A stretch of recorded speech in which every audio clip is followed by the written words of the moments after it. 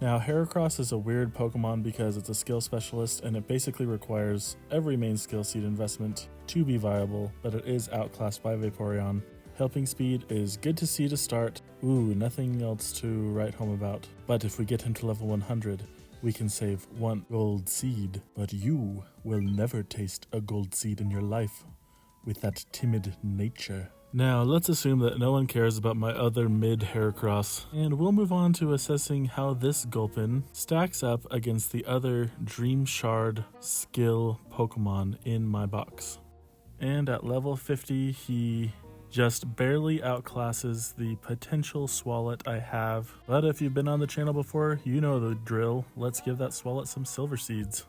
Bam! And just like that, the box Swalot is better. And not just better, but remarkably better. It is the Swalot of choice. A whole extra selection of Dream Shards in a day. Now, truth be told, I didn't realize that I even had this Sableye until I was looking at this. I do not remember catching that or when I caught it, but that just shows you how much we pay attention to these Dream Shard Pokemon. I did remember though that I have this other Meowth, so I went ahead and set up a Persian to see how it compares to these guys as well. And wouldn't you know it, the Persian is pretty awesome. One day we will make a crazy team of just Dream Shard specialists. We only require one more. Ah yes, one day we will collect all the Dream Shards in the world. Let's do this again sometime. Happy researching.